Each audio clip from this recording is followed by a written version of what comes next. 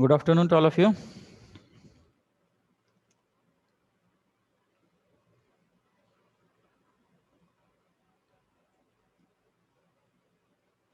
Good afternoon, sir.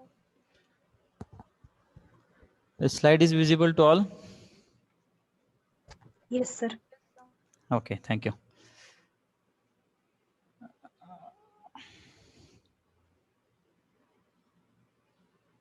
So during our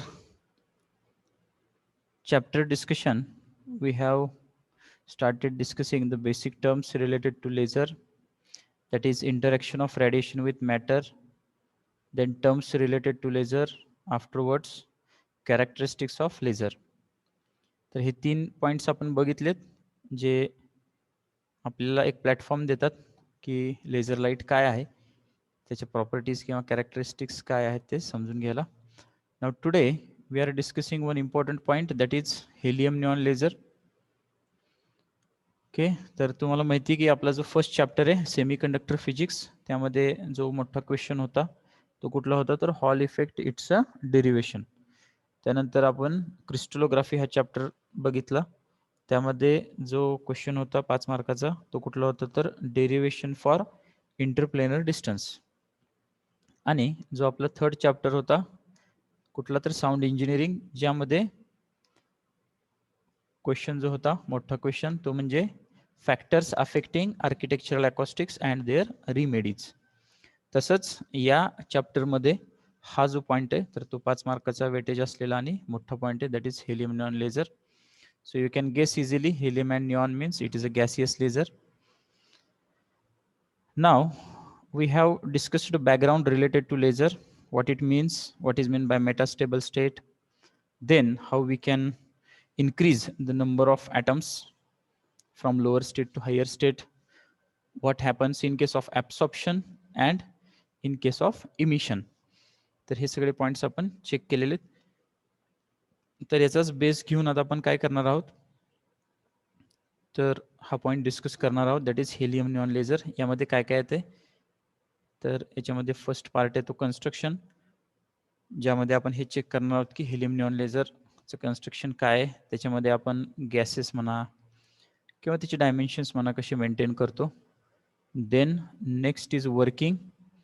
वर्किंगमध्ये आपण काय करतो, तर वर्किंगमध्ये ॲट एनर्जी लेवल्स, वेगवेगळ्या एनर्जी लेवल्सला काय प्रोसेस होते तर ते आपल्याला इथं डिस्कस करायचे. that is the working, and at last we can get some wavelengths that is emitted by that helium neon laser. So we discuss this in detail. So I am waiting for students, still we are below 50. Okay, so just revise these things first. हे तर आपण discuss केलेलंच आहे दोनदा, absorption of radiation, then spontaneous emission and stimulated emission. Then next is population inversion. यामध्ये आपण काय करतो, तर नंबर ऑफ ॲटम्स आहेत ते लोअर स्टेटमधून हायर स्टेटला कसे जातील ते आपण इथं चेक करतो. That is we are trying to achieve the condition which is N2 is greater than N1. इथं काय आहे सध्या, तुम्ही म्हणाल की इथं N1 is greater than N2 आहे. N1 आणि N2 म्हणजे काय, नंबर ऑफ ॲटम्स त्या त्या एनर्जी लेवलचे. तर इथं ते जास्त आहेत, त्यामुळं इक्विलिब्रियम कंडिशन काय असते, N1 is greater than N2. पण आपल्याला अचीव काय करायचं आहे, N2 is greater than N1. हे कशासाठी, तर जेणेकरून आपल्याला स्टिम्युलेटेड इमिशन मिळेल, प्रोबॅबिलिटी त्याची वाढेल. याच्यासाठी आपण हे पॉप्युलेशन इन्व्हर्जन कन्सेप्ट डिस्कस करतो. त्यानंतर पॉप्युलेशन इन्व्हर्जन कन्सेप्ट जो आहे तो कधी शक्य, जर आपण त्याला एनर्जी प्रोव्हाइड केली तर, that is called as pumping method. म्हणजे काय, जर आपल्याला हे पॉप्युलेशन इन्व्हर्जन अचीव आणि मेंटेन करायचं असेल तर आपल्याला त्याला एनर्जी सप्लाय करावं लागेल. ती जी प्रोसेस आहे सप्लाय एनर्जी सप्लाय करायची त्या मीडियमला, तर त्यालाच आपण काय म्हणतो, पंपिंग मेथड किंवा पंपिंग. नेक्स्ट पॉईंट आपण काय डिस्कस केला, तर मेटास्टेबल स्टेट. मेटास्टेबल स्टेट म्हणजे काय, तर अशी स्टेट की जिथे लाईफ टाईम काय असतो, जास्त असतो. तर हे पण आपण चेक केलंय की साधारण मेटास्टेबल स्टेटचा लाईफ टाईम असतो 10⁻³ to 10⁻6 सेकंद. बाकीच्या कंपॅरिझनना बाकीचा असतो तो याच्यापेक्षा कमी असतो 10⁻6 to 10⁻9 सेकंदच्या आसपास असतो, म्हणजे खूपच कमी. त्याच्यापेक्षा हा जो आहे तो as compared to this it is more. Otherwise you think that sir this 10⁻³ - 6 is also very very less, but when we compare these two, then of course this is a greater lifetime.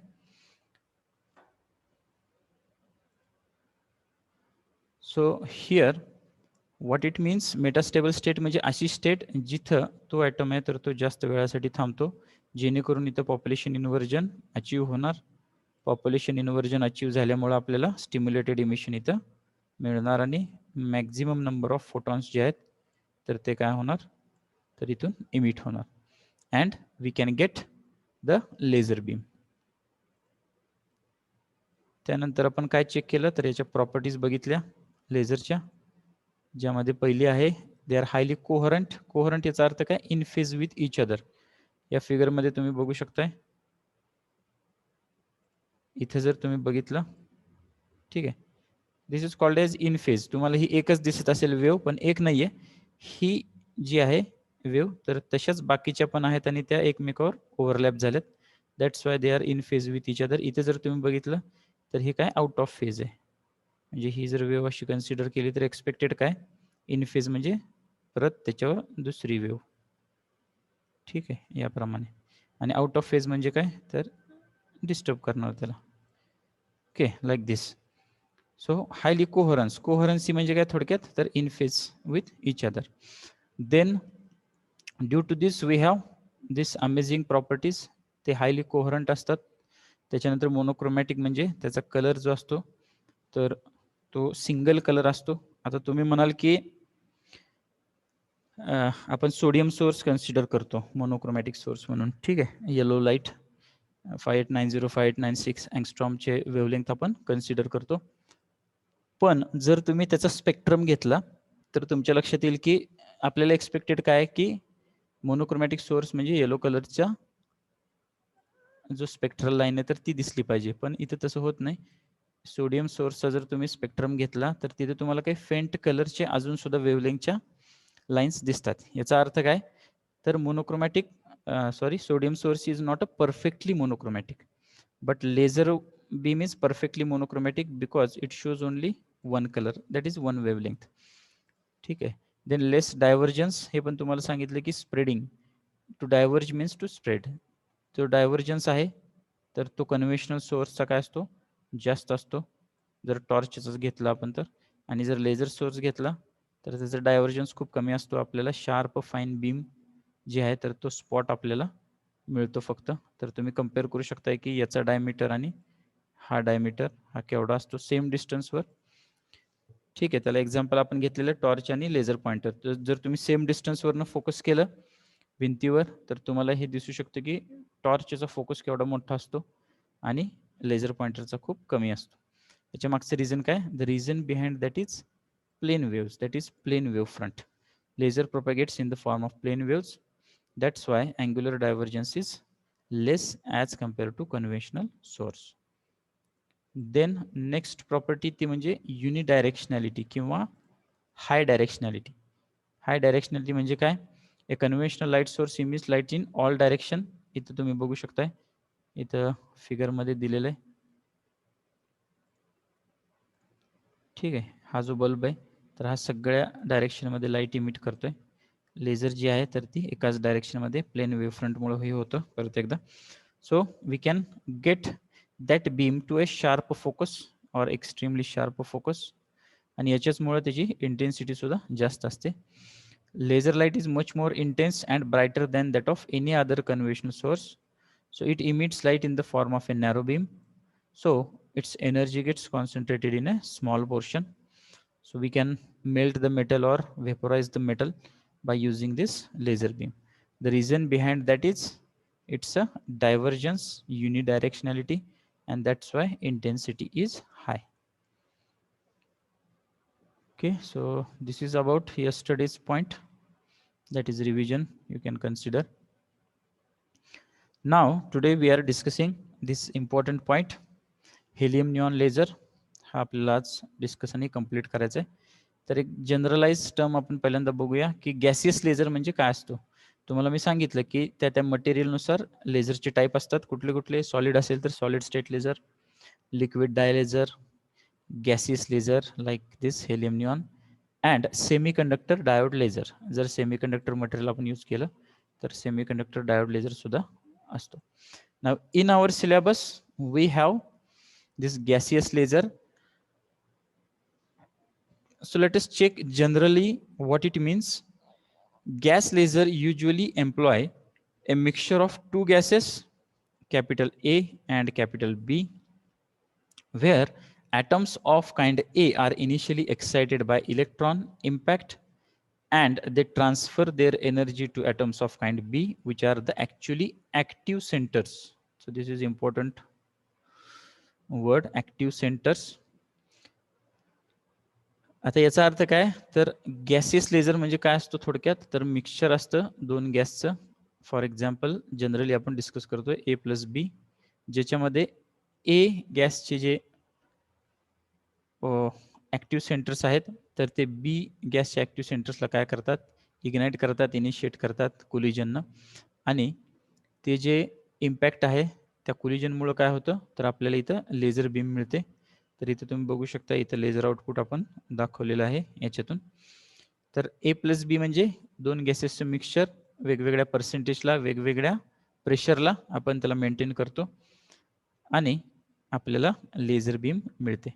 Of course there are certain conditions to maintain, so that we will discuss now.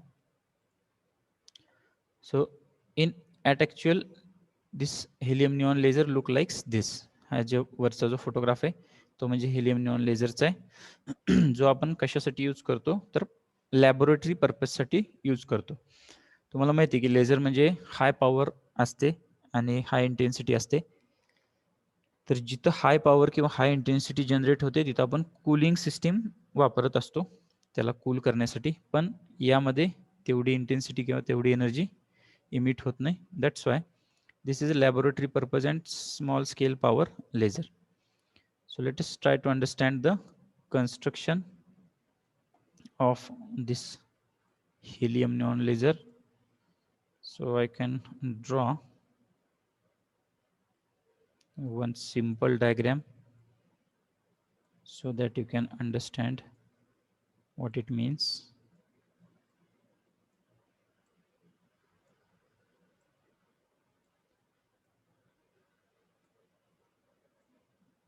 Okay, so I can draw fast so that we can discuss this one.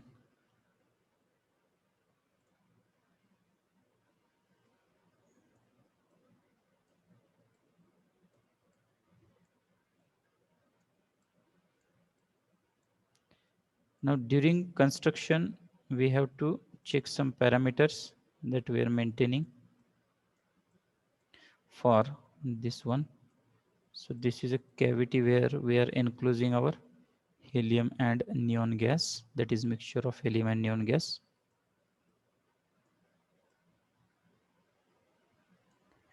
This is a fully reflecting surface. This is a partially reflecting surface. This is a radio frequency generator. And we can get the laser beam from, so I can use a red color here.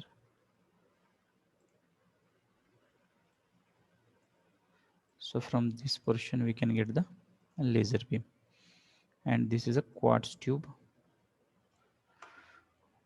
Okay, so we can take reference of this figure. The schematic of a typical helium neon laser is as shown in figure. It consists of a quartz tube which is of 10 to 100 centimeter of length and 2 to 8 mm in the diameter.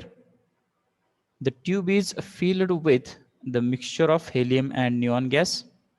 Helium gas is filled with the pressure of 1 mm of mercury, while neon gas is filled under the pressure of 0.1 mm of mercury. Hence, there is a majority of helium atoms, near about 85%, and minority of neon atoms, that is 15%.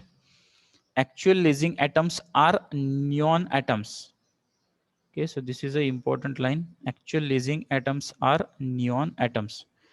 One end of the tube is closely by fully reflecting end plate, while other end plate is partially reflecting. Helium neon gas laser is commonly used as a low power laser, hence no cooling arrangements are required. Gas lasers are more stable and continuous type of lasers. So here in the construction, we are discussing the different points regarding this laser setup or helium neon laser, you can say. यामध्ये आपण काय काय म्हटलंय, it consist of काय काय असतात, quartz tube ही जी दिसती ज्याच्यामध्ये आपण हे इन्क्लूड केले ती क्वार्ट्स ट्यूब आहे, विच इज हॅव्हिंग डायमेन्शन्स. त्याची डायमेन्शन्स काय आहेत तर 10 to 100 सेंटीमीटर लेंथ असते, 2 to 8 mm काय असतो डायमीटर असतो. The tube is filled with the mixture of helium and neon gas. Helium and neon गॅसचं मिक्सचर असतं. हे कसं मेंटेन केलं असतं तर हेलियम असतो तो 1 mm ऑफ मर्क्युरी प्रेशरला आपण त्याला मेंटेन केला असतो, आणि निऑन गॅस येतो 0.1 mm mercury, means 10:1 pressure is there. आणि जर पर्सेंटेज बघितलं तर हेलियमचं पर्सेंटेज हे निऑनपेक्षा जास्त आहे, near about you can consider 90% and 10% or 85-15 also we can consider. And the important thing is actual lasing atoms are neon atoms. म्हणजे जी आपल्याला लेझर बीम मिळते तर ती कशामुळे मिळते तर निऑन ॲटम्स मुळे मिळते, ज्यालाच आपण काय म्हणतो active centres. Next, one end of the tube is closed by fully reflective end plate while the other end plate is partially reflecting. हे मी तुम्हाला आधी पण सांगितलंय कधी तर आपल्या हेडिंग वेळेस, light amplification by stimulated emission of radiation. ज्यामध्ये लाईट ॲम्प्लिफिकेशन म्हणजे काय होतं, आपण काय करतो या फोटॉन्सला ट्रॅप करतो कशामध्ये तरी, ज्याला आपण ऑप्टिकल कॅव्हिटी म्हणतो, आणि ते फोटॉन्स नंतर इंटेन्सिटी वाढल्यावर एका साईडनं बाहेर येतात. तर इथे तुम्ही बघू शकताय, इथं आपण काय केलंय तर एक फुल्ली रिफ्लेक्टिंग सरफेस आहे आणि दुसरा आहे तो पार्शियली रिफ्लेक्टिंग सरफेस. आता हे कशासाठी केलंय आपण, फुल्ली रिफ्लेक्टिंग म्हणजे काय तर हे फक्त रिफ्लेक्ट करतं, पार्शियली रिफ्लेक्टिंग म्हणजे इनिशियली ते रिफ्लेक्ट करणार आणि नंतर ते काय होतं तर तिथून लाईट बाहेर येते. म्हणजे काय नेमकं तर जेव्हा आपण रेडिओ फ्रिक्वेन्सी जनरेटर यूज करतो, इथं आता तुम्ही बघू शकताय पंपिंग मेथड म्हणजे काय, we are exciting the gas by ionisation process through radio frequency generator. इथं आपण पंपिंग मेथड वापरतोय आणि या गॅसला काय करतोय एक्साइट करतोय. एक्साइट झाल्यामुळे काय होतं इथं आयोनायझेशन होतं. आता हे वर्किंगमध्ये सगळं आपल्याला बघायचंय, आणि इथं फोटॉन्स इमिट होतात. जे फोटॉन्स इमिट झालेले तर ते आतल्या आत ट्रॅप होतात कुठपर्यंत, जोपर्यंत ह्याची इंटेन्सिटी वाढत नाही तोपर्यंत. जेव्हा ह्याची इंटेन्सिटी वाढते त्यावेळेस पार्शियली रिफ्लेक्टिंग सरफेस मधून ही लेझर बीम काय होते बाहेर येते, and we can get the laser beam. आणि आत्ताच सांगितलं तुम्हाला की हा लो पॉवर लेझर आहे, त्यामुळे ह्याला कूलिंग अरेंजमेंटची गरज नाही आहे. Okay, so this is the construction part. Okay, is it clear to you? Shall we proceed? Yes. Okay, so I request all you can take screenshot so that this figure you can refer. He figure तुम्ही refer करू शकता, simple आहे, याच्यावर सुद्धा दिलेली आहे दुसरी. आता हे लक्षात ठेवा, यामध्ये क्वार्ट्स ट्यूब आपण यूज करतोय. Possible MCQs I am discussing. Quartz tube आपण यूज करतोय, त्याचे डायमेन्शन्स शक्यतो विचारत नाहीत, पण 10 to 100 centimetre length, 2 to 8 mm diameter. या गॅसेस लेझरमध्ये हेलियम आणि निऑन हे दोन गॅस असतात. प्रेशर आहे 10:1, पर्सेंटेज आहे 85 to 15 किंवा 90 to 10 असं येऊ शकतं. आणि जे लेझर बीम आपल्याला मिळते तर ती कशामुळे मिळते तर निऑन ॲटम्समुळे मिळते. तुम्ही म्हणाल की मिक्सचर आहे, हेलियम जास्त आहेत निऑनपेक्षा, तरी पण निऑन ॲटम्सच कसे काय, तर ते आपण आता वर्किंगमध्ये चेक करणार आहोत. Okay, so let us go for now next one. आता वर्किंगमध्ये आपण हे डिस्कस करणार आहोत. So here you can see lots of things, that is helium and neon energy levels. This is a ground state, and helium have 3 levels, you can say, that is 1, 2 and 3, and this neon is having 6 levels, that is 1, 2, 3, 4, 5 and 6. So I can write names afterwards, F1, F2 and E1, E2, etc. So let us check the working part, and then next paragraph is also there. So I request all listen carefully, maintain your concentration. It is a descriptive one. So one by one we can complete this point. The energy level diagram is as shown in figure. आत्ताच आपण जी बघितली. A radio frequency signal with the frequency 25 to 30 megahertz is passed through the gas mixture to produce electrical breakdown of the gas into ions and electrons. Separated, I will read it first and one by one we will check. Separated fast moving free electrons collide with helium and neon active atoms at the ground level and excite them to the higher energy levels. The lifetime of the energy levels F2 and F3 of helium are 10 raised to minus 4 and 10 raised to minus 6 seconds respectively.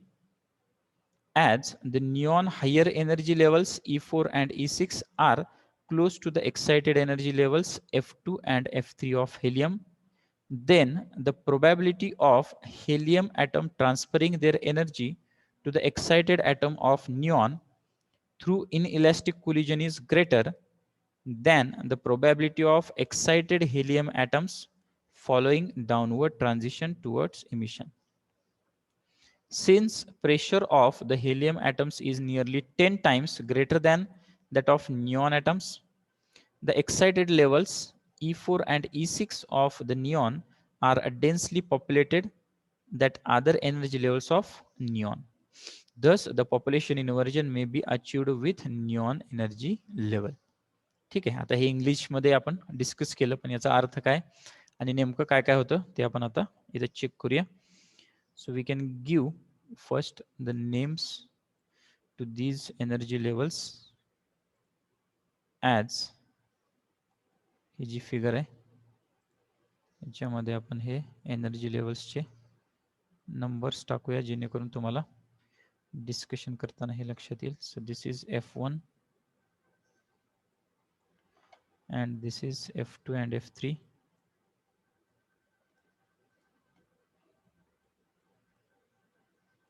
Then this is E1.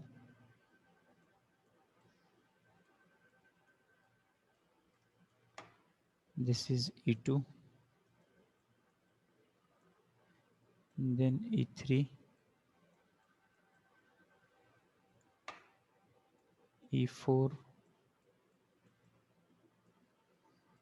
E5 and E6.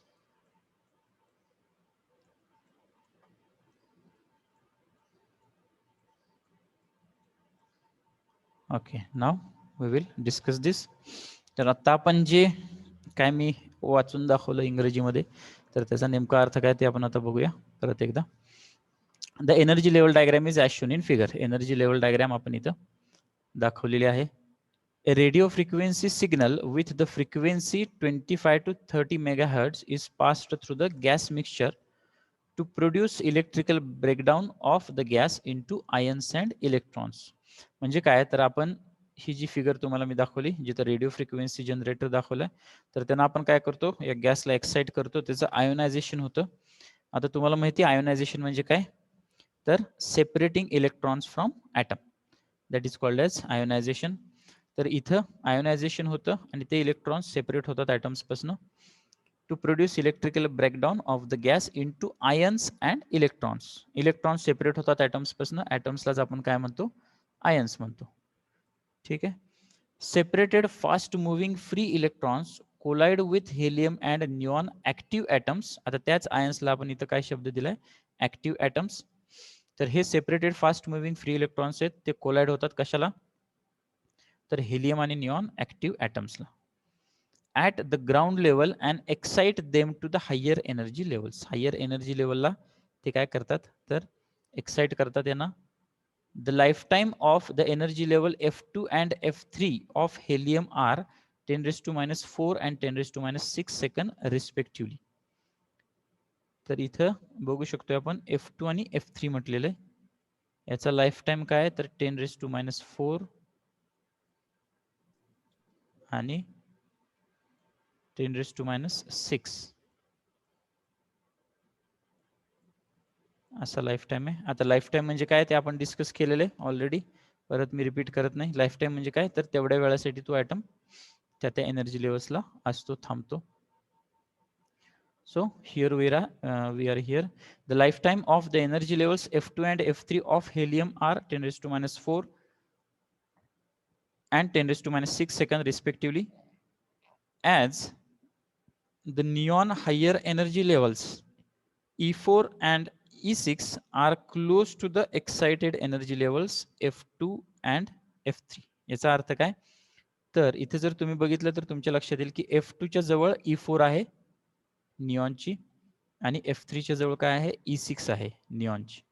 म्हणजे काय, तर यांचा life time जवळपास same असतो आणि या एकाच लेवलला असतात, हे आपल्याला इथं सांगायचंय.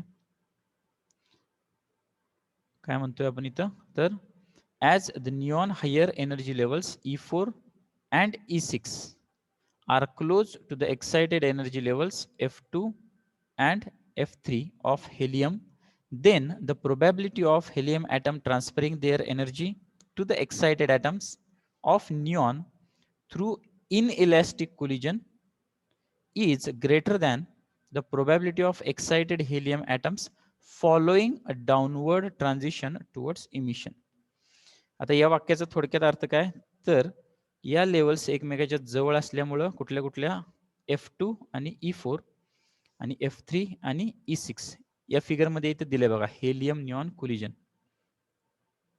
Okay, can you see this, हे दिसतंय का, हेलियम निऑन कोलिजन.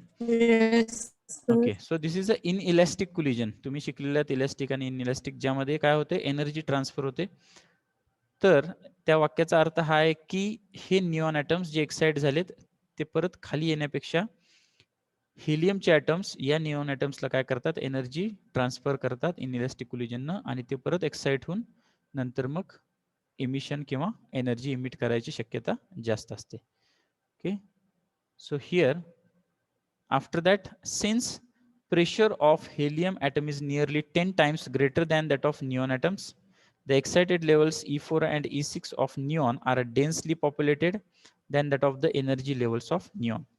Okay, तर इथं E4 आणि E6 जे आहेत, तर त्याची जी पॉप्युलेशन आहे कशाची, तर ऍक्टिव्ह ॲटम्सची, तर ती जास्त असते.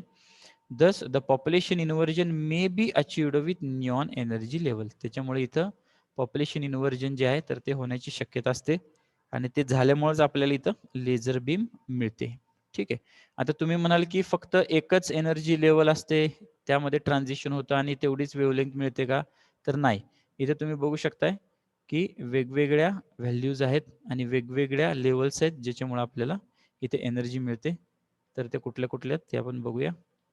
So next paragraph, photons with energy h nu E6 minus E3 stimulates the transition to the energy level E3.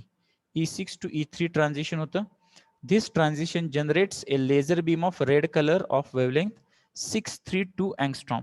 6328 angstrom, 6328 angstrom ची वेवलेंथ आहे, तर ती इमिट होते.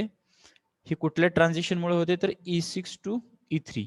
ठीक आहे, तर तुम्ही हे बघू शकताय की इथे वेगवेगळे ट्रान्झिशन्स आहेत फिगरमध्ये. कुठले कुठले बघा, E6 to E3 हे आपण बोलतोय, that is this one, 6328 nanometre, that is 62.8 nanometre और 6328 angstrom.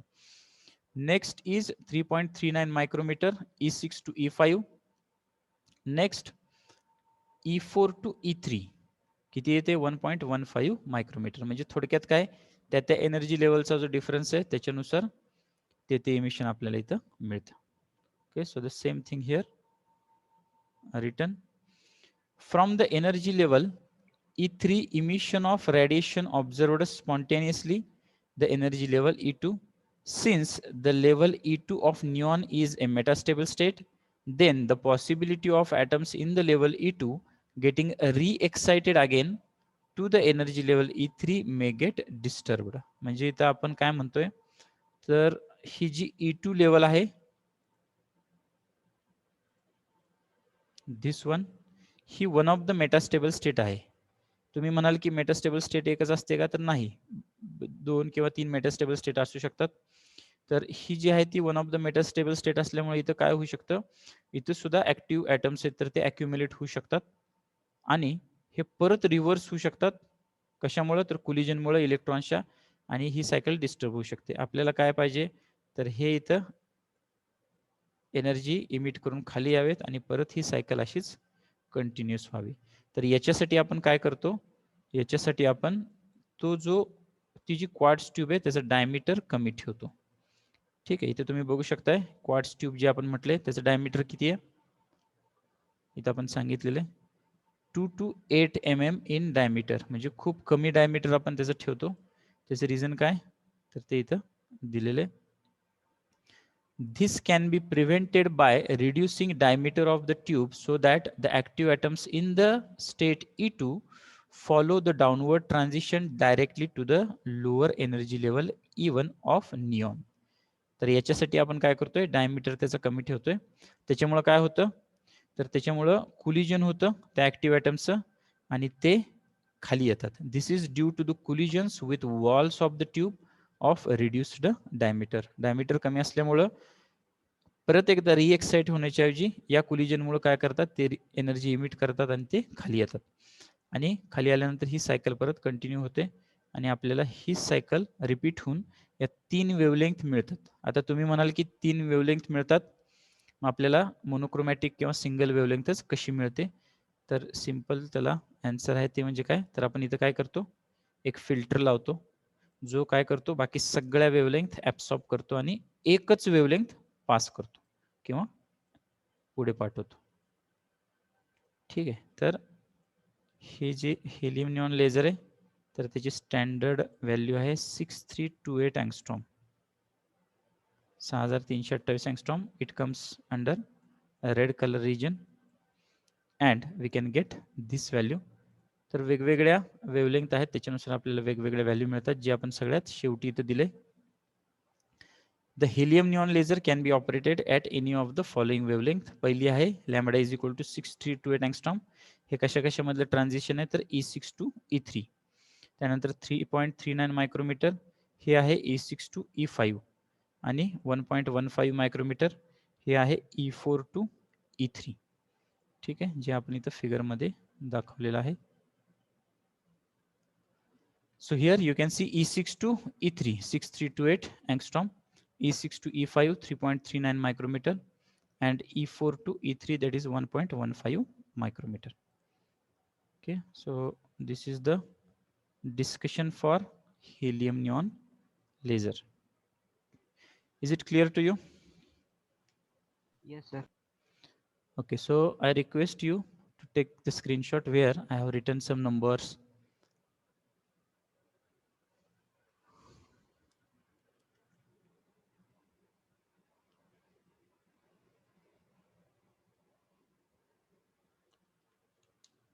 याचा एक स्क्रीनशॉट काढा ज्याच्यामध्ये फिगरही आहे आणि या एनर्जी लेवल्स लक्षात ठेवा, F1 F2 F3 आणि इकडे E1 टू E6. हे 10⁻⁴ आणि 10⁻�6 म्हणजे काय, तर आपला लाईफ टाईम आहे. लाईफ टाईम याचा अर्थ काय, तर एवढ्या वेळासाठी ते ॲटम्स इथं असतात, they stay for that time period. आणि F2 आणि E4 ची लेवल जवळ आहे, F3 आणि E6 ची लेवल जवळ आहे, त्यामुळं हे कोलिजन होऊन हे रिएक्साइटेड होतात परत. तर हा डिस्क्रिप्टिव्ह पॉईंट आहे. आपण यातले बरेचसे पॉईंट्स डिस्कस केले डिटेलमध्ये, तर एकदा दोनदा वाचल्यावर तुमचे हे लक्षात येईल काय काय प्रोसेस होतात त्याच्यामध्ये.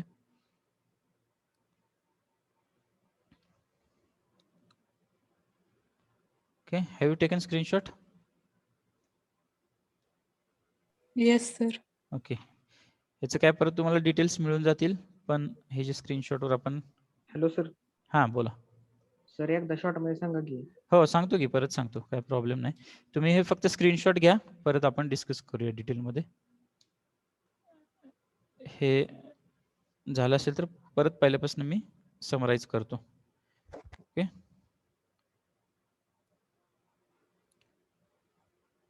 ठीक आहे. आता मी काय करतो, आता हे जे इंग्रजी टू मराठी आहे ते सांगत बसत नाही, एक डिटेलमध्ये तुम्हाला समरी मॅनरमध्ये सांगतो, जेणेकरून जसं मी तुम्हाला हॉल इफेक्टचं सांगितलेलं की हॉल इफेक्ट कसा परफेक्ट करायचा, तर फिगर, डेफिनेशन, करंट डेन्सिटी, त्याच्यानंतर इक्विलिब्रियम कंडिशन ज्याच्यामध्ये आपण लॉरेन्स फोर्स आणि F is equal to F L equilibrium condition define करतो. त्यानंतर एफ ईची एफ एलची व्हॅल्यू, ते झाल्यानंतर व्ही एचची आणि आर एचची व्हॅल्यू. तर तसंच इथं सुद्धा काय करायचं आहे, पहिल्यांदा आपण काय कन्सिडर करतोय, तर जनरल केस गॅस मिक्सचर, हे काय लिहायची गरज नाही किंवा पाठ करायची गरज नाही. हे जनरल आहे की दोन गॅसेस आपण घेतो, त्याला मिक्स करतो, ते मिक्स केले की आपल्याला लेझर बीम मिळते, ज्यामध्ये काय सांगितलं इथं, तर ए आणि बी याचं मिक्सचर आहे, ज्यामधला जो बी आहे तर त्याच्यामुळेच काय होतं, तर लेझर ॲक्शन आपल्याला मिळते, ॲक्च्युअल ॲक्टिव्ह सेंटर्स. तर हे कसं होतं, तर त्याच्यासाठी आपण पहिल्यांदा कन्स्ट्रक्शन बघितलं, ही फिगर तुम्ही रेफर करू शकताय, हे थोडक्यात सांगतो. आता कन्स्ट्रक्शनमध्ये काय काय क्वार्ट्ज ट्यूब आपण वापरलेली आहे, ज्याचे डायमेन्शन्स दिलेत आपण, साधारण 10 to 100 सेंटीमीटर लेंथ आहे, 2 to 8 mm डायमीटर आहे. ठीक आहे. आता आपण काय करतो, या ट्यूबमध्ये या गॅस मिक्सचरला एन्क्लोज केलंय. कसं केलंय, तर वेगवेगळ्या प्रेशरला 10:1 pressure for helium and neon and 85 to 15% for helium आणि निऑन, वेगवेगळ्या पर्सेंटेजला आपण याला याच्यामध्ये एन्क्लोज केलं, मिक्स केलं. नेक्स्ट आपण काय करतोय, तर ह्याला मिक्स केलंय, पण कशात, फक्त ट्यूबमध्ये नाही, तर दोन साईडला आपण काय केलेत, बॅरियर्स टाकलेत किंवा ऑब्स्टॅकल्स आहेत. एक आहे फुल्ली रिफ्लेक्टिंग सरफेस तुमच्या डाव्या बाजूचा, आणि दुसरा आहे partially reflecting surface. Fully reflecting म्हणजे काय, तो फक्त रिफ्लेक्शन करतोय. पार्शियली रिफ्लेक्शन म्हणजे काय, तर तो सरफेस पहिल्यांदा रिफ्लेक्ट करेल, पण जसं जसं फोटॉनची संख्या वाढत जाईल आणि इंटेन्सिटी वाढत जाईल, त्यानंतर मात्र त्याच पार्शियली रिफ्लेक्टिंग सरफेसमधून लेझर बीम असते, तर ती बाहेर येते, जी आपण इथं ॲरोनं दाखवलेली. आता ही कशी येणार, तर नुसतं गॅस मिक्सचर आहे आणि आपल्याला लेझर बीम मिळते का, तर नाही. त्याच्यासाठी आपण काय करतोय, याला पंपिंग मेथड यूज करतोय. इथं आपण काय केलंय, तर एक्साइट करतोय त्याला रेडिओ फ्रिक्वेन्सी जनरेटरनं. हा जो पॅराग्राफ आहे हा लिहिला नाही तरी चालेल, कारण की यात आपण कूलिंग अरेंजमेंटची गरज नाही असं मेन्शन केलेलं आहे. हे कशासाठी, लो पॉवर लेझरसाठी, हे मी ऑलरेडी सांगितलेलं आहे. नेक्स्ट, आता ही आहे आपली वर्किंगची डायग्रॅम, ज्याच्यामध्ये आपण हे सगळे नंबर्स लिहिलेले आहेत. आता वर्किंगचं जे एक्सप्लेनेशन आहे ते पण ही डायग्रॅम समोर ठेवूनच आपण डिस्कस करूया. वर्किंगमध्ये आपण काय करतो, तर हा रेडिओ फ्रिक्वेन्सी जनरेटर आहे, ज्याची फ्रिक्वेन्सी आहे 25 to 30 मेगाहर्ट्ज. तर त्या फ्रिक्वेन्सीला आपण काय करतो, या गॅस मिक्सचरला एक्साइट करतो. एक्साइट केल्यामुळं काय होतं, आयोनायझेशन होतं. आयोनायझेशन म्हणजे काय प्रकार आहे, तुम्हाला माहिती आहे की separation of electrons from atoms, that is called as ionisation. तर इथं ते आयोनायझेशन झाल्यामुळे इलेक्ट्रॉन्स तर सेपरेट होतातच, आणि हेलियम निऑन ॲक्टिव्ह ॲटम्स म्हणजे आयन्स आहेत ते, असं आपण त्याला म्हणतो, आणि ते इलेक्ट्रॉन परत याला कोलाइड होतात, त्याच्यामुळे परत ते रिएक्साइट होतात. असं बराचसा प्रकार चालू असतो त्यात. आणि ते एक्साइट झाल्यामुळे काय होतं, त्यांच्या जे एनर्जी लेवल्स आहेत त्याच्यामुळे ते जम्प करतात. इथं डॉटेड ॲरो तुम्ही बघू शकता. इथं काय लिहिलंय, तर इथं काय लिहिलंय, तर एक्साइटेड बाय इलेक्ट्रॉन कोलिजन. तेच आता तुम्हाला सांगायला की त्या इलेक्ट्रॉनच्या कोलिजनमुळे हे एक्साइट होतात आणि हे काय करतात, तर जम्प करतात.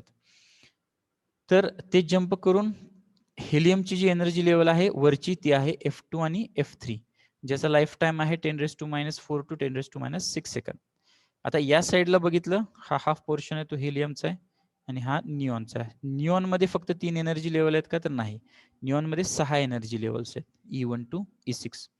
त्यातल्या E4 F2 च्या जवळ आहे हेलियमच्या, आणि E6 F3 च्या जवळ आहे हेलियमच्या, आणि त्यांचं लाईफ टाइम पण जवळपास सेम आहे. त्यामुळे इथं काय होतं, तर हे ॲटम्स एकमेकाला कोलिजन होण्याची शक्यता जास्त असते. कशानं, तर इनइलॅस्टिक कोलिजन म्हणजे फक्त एनर्जी ट्रान्सफर होते, आणि हे इथले ॲक्टिव्ह ॲटम्स परत रिएक्साइट होतात. रिएक्साइट झाल्यानंतर जेव्हा त्यांचं ट्रान्झिशन चालू होतं, ट्रान्झिशन म्हणजे काय तुम्हाला माहिती, की नंतर ते एनर्जी रिलीज करत करत खाली येत जातात. तर त्यावेळेस वेगवेगळे ट्रान्झिशन होतात इथं. मग E6 to E5 होईल, E6 to E3 होईल, आणि E4 to E3. आता हे त्या गॅसियस मिक्सचर आणि त्याच्या लेवलनुसार होतात. आणि ट्रान्झिशन झालं म्हणजे काय, तर इथं एनर्जी इमिट होते किंवा हीट इमिट होते. तर या वरच्या 3 केसेसमध्ये आपल्याला जी एनर्जी आहे ती in terms of photons emit होते. त्यातली जी आपल्याला इंटरेस्टेड असलेली वेवलेंथ आहे ती आहे 6328 अँगस्ट्रॉम किंवा 632.8 नॅनोमीटर. याच्यातनंच आपल्याला काय मिळते, तर ही लेझर लाईट आपल्याला आपण यूज करतो प्रॅक्टिकलसाठी. नेक्स्ट त्याच्यानंतर E3 to E2 non radiative transitions म्हणजे in terms of heat etcetera ते रिलीज होतात. आणि E2 ही एक मेटास्टेबल स्टेट आहे. आपण याचा स्टडी केला आताच की मेटास्टेबल स्टेट म्हणजे काय, तर जिथं लाईफ टाईम जास्त असतो ना ॲटम गोळा होऊ शकतात. आणि परत मग हे जर इलेक्ट्रॉन कोलिजननं रिएक्साइड झाले तर ते वर जाणार खाली येण्याच्या ऐवजी, आणि ही परत प्रोसेस आहे ती स्टॉप होऊ शकते. त्यासाठी आपण काय करतो, या क्वार्ट्ज ट्यूबचा डायमीटर कमी ठेवतो. कमी का ठेवतो, तर इथे लिहिले बघा, डिफ्युजन ड्यू टू वॉल्स किंवा कोलिजन ड्यू टू वॉल्स. तर ते डायमीटर कमी ठेवल्यामुळं हे वर जायच्या ऐवजी जेव्हा हे एक्साइट होऊन धडकतात त्या वॉल्सला, तर ते त्यांची एनर्जी लूज करतात आणि खाली येतात. And this process continues, that is excitation of helium and neon, and we can get three wavelengths: 3.39 micrometer, 6328 angstrom and 1.15 micrometer. या वेगवेगळ्या वेवलेंथ मध्ये आपण ती लाईट आहे तर ती मिळवू शकतो.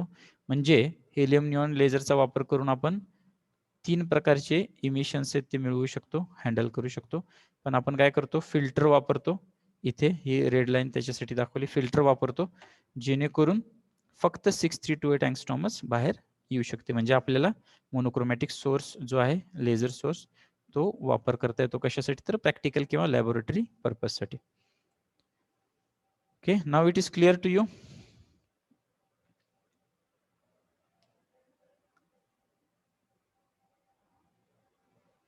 So if you have taken the screenshot of this, I erase this one and we conclude here.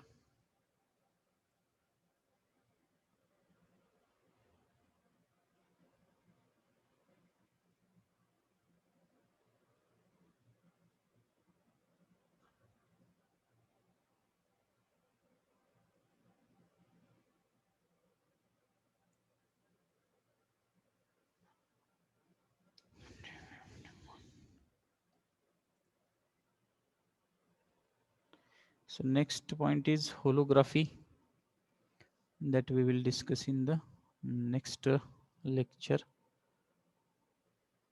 So you just be here for 2 minutes. I will check the attendance. Roll number 5.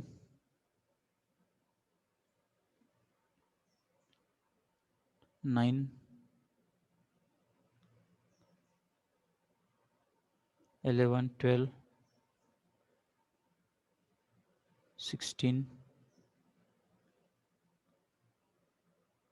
18. 21. 24. 29. 31.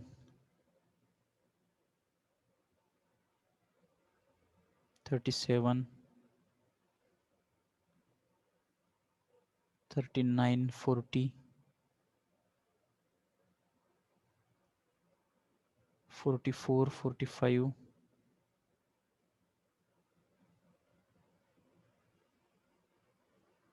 53. 53 is not there.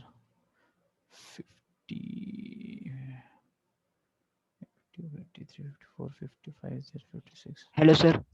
हा, 28 present. roll number 28. 28. Ha, no problem, you are there. 28, I have marked that. Next is 59. 59 is absent. Then 62. 62 is absent. 63, 64.